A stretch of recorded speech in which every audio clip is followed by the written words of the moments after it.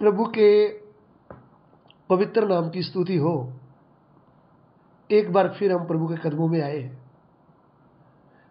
आज के ध्यान के लिए हम प्रभु के वचन से पढ़ना चाहेंगे पहला शमूएल उसका 5 अध्याय उसका 1 वचन से लेकर 3 वचन तक पढ़ेंगे। फर्स्ट शमूएल चैप्टर 5 वर्स 1 to 3। ਫਿਲਿਸਤੀਆਂ ਨੇ ਪਰਮੇਸ਼ਰ ਦਾ ਸੰਦੂਕ ਲੈ ਕੇ ਉਸ ਨੂੰ ਅਬਨਜ਼ਰ ਤੋਂ ਅਸ਼ਦੋਦ ਤੋੜੀ ਅਪੜਾ ਦਿੱਤਾ ਅਤੇ ਜਦ ਫਿਲਿਸਤੀਆਂ ਨੇ ਪਰਮੇਸ਼ਰ ਦੇ ਸੰਦੂਕ ਨੂੰ ਫੜ ਲਿਆ ਤਾਂ ਉਸ ਨੂੰ ਦਗੋਨ ਦੇ ਘਰ ਵਿੱਚ ਲਿਆਏ ਅਤੇ ਦਗੋਨ ਕੋਲ ਰੱਖਿਆ। ਜਦ ਸਵੇਰ ਨੂੰ ਅਸ਼ਦੋਦੀ ਉੱਠੇ ਤਾਂ ਵੇਖੋ ਦਗੋਨ ਯਹੋਵਾ ਦੇ ਸੰਦੂਕ ਅੱਗੇ ਮੂੰਹ ਪਰਨੇ ਧਰਤੀ ਉੱਤੇ ਡਿੱਗਾ ਪਿਆ ਸੀ।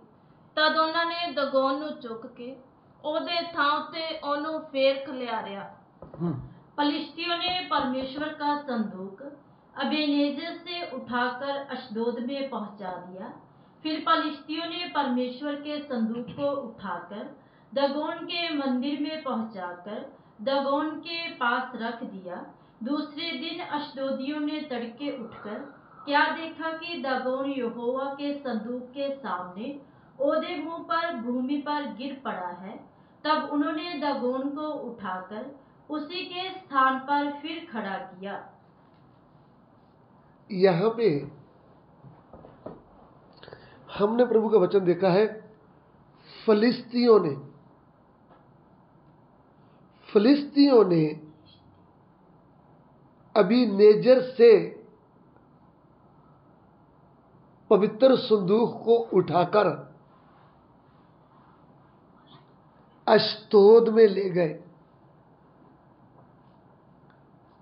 जब हम फिलिस्तियों की बात करते हैं, इस्राएलियों के साथ फिलिस्तियों का युद्ध हुआ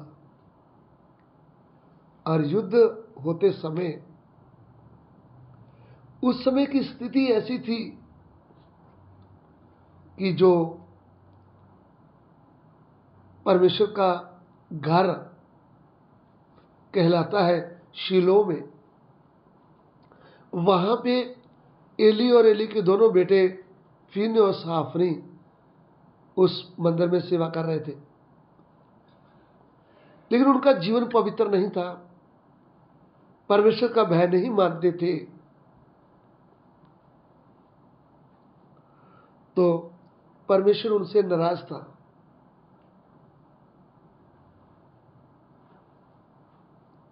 फिर जब युद्ध हुआ फिलिस्तियों से तो वह पवित्र संदूक उधर ले गए। जब पवित्र संदूक लेकर गए तो एक बार दुश्मनों के ऊपर बड़ा भय पड़ गया कि परमेश्वर का संदूक उधर आया है। वो डरे लोग। लेकिन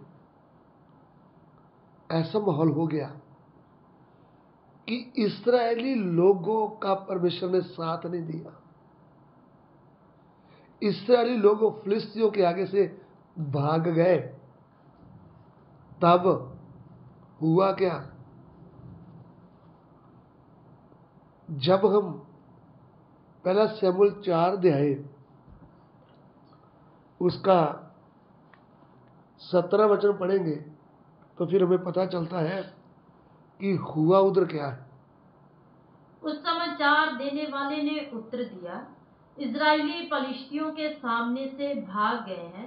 इस्राएली फलिस्तियों के सामने से भाग गए हैं और लोगों का बड़ा भयानक संहार भी हुआ है, और तेरे दोनों पुत्र होप्नी और फिनहास भी मारे गए हैं। तेरे दोनों बेटे होफनी और फिनहास भी मारे गए हैं। और परमेश्वर का संदूक भी छीन लिया गया है। इधर में परमेश्वर का संदूक को विरोधी लोग फिलिस्ती लोग छीन कर ले गए। तो ये बहुत बड़ी घटना थी। जिस परमेश्वर के पवित्र संदूक को आदर देते थे, जिस परमेश्वर के संदूक को जिसमें प्रभु की उपस्थिति दिखाई देती थी, वो फिनियस और होफनी के कारण परमेश्वर उनसे नाराज था। तो परमेश्वर ने अपना सामर्थ्य उधर प्रकट नहीं किया।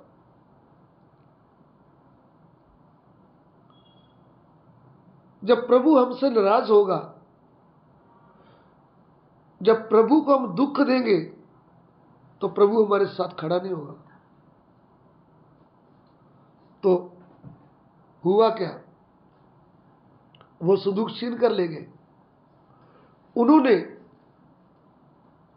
प्रभु के संदूक को आदर देते हुए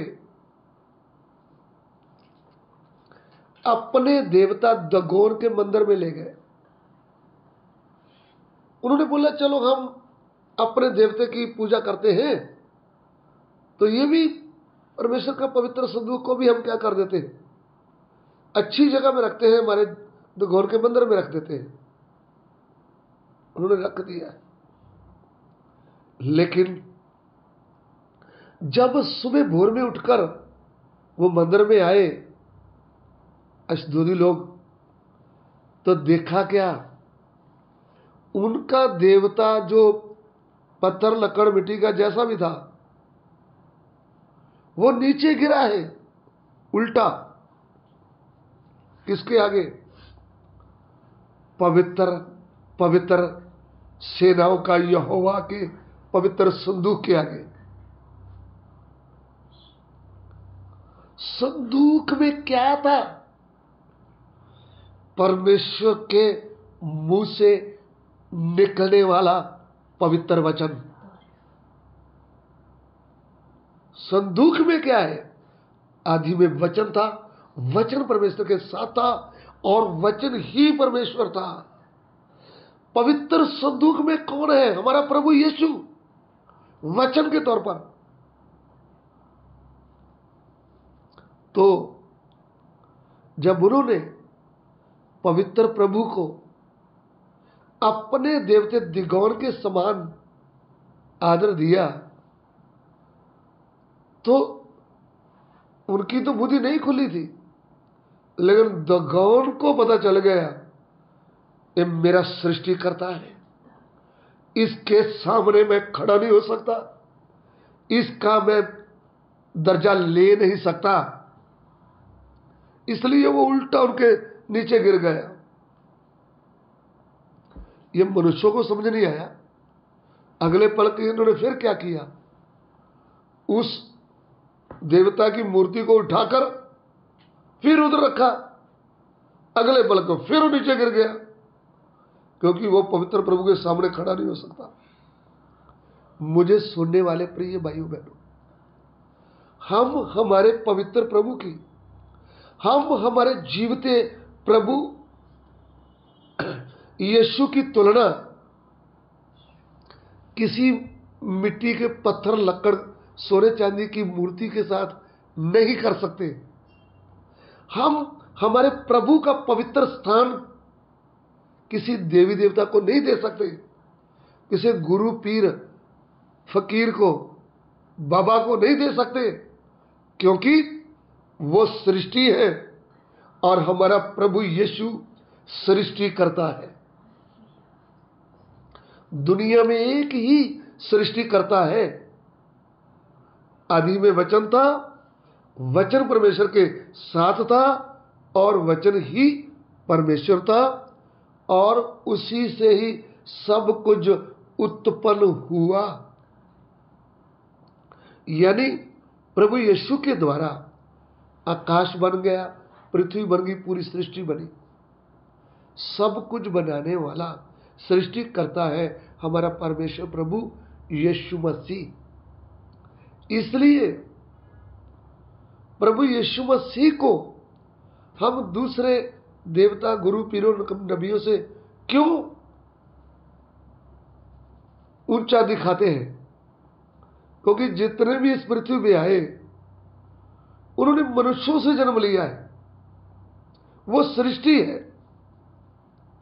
और जितने भी मनुष्य आए, बड़े बड़े काम किए, बड़े अच्छे धर्म दिया, क्या क्या किया, लेकिन मृत्यु ने उनको खा लिया, अधोलोक ने उनको समेट लिया, जो कब्र में रखे उनको भी मिट्टी में मिट्टी से मिल गए। लेकिन हमारा प्रभु यीशु, उनका शरीर जब कब्र में रखा तो शरीर महिमा में बदल गया, जिंदा होकर के कब्र से भी बाहर आ गया। और जो प्राण अधोलोक में गया, आत्मा प्राण, वो तीसरे दिन अधोलोक से बाहर आया है। उन्होंने मृत्यु के ऊपर जय पाया है। इसलिए प्रभु यीशु कहते हैं, हे मृत्यु तेरी जय कहां है? प्रभु यीशु कहते हैं कि जैसे मैंने जय पाई है और पिता के सिंहासन में बैठा हूं, तुम भी जय पाओ और मेरे साथ बैठ जाओ। सो मेरे प्रिय भाइयों बहनों, अशदोदी लोग ये बात समझ नहीं पाए कि पवित्र सेनाओं का यहोवा अपने पवित्र सदूक में वास करता है और वो राजाओं का राजा है। हम उसकी तुलना गदौर के साथ कर रहे हैं, दागोन के साथ। सो हम कैसे पवित्र प्रभु की तुलना मरे हुए नाशवान पीरों कब्रों के साथ करें? प्रभु यीशु जिंदा था, जिंदा है और जिंदा रहेगा। एक समय आने वाला है, यह पृथ्वी बदल जाएगी, आकाश बदल जाएगा, नया आकाश होगा और नई पृथ्वी होगी, और समुद्र होगा ही नहीं। परमेश्वर अपने लोगों के साथ होगा। नया आकाश, नई पृथ्वी होगी और उसमें नई सृष्टि, प्रभु से जन्म पाए हुए लोग उधर होंगे। इसलिए हम इस वचन को ध्यान से समझें कि फिलिस्तियों ने तो आदर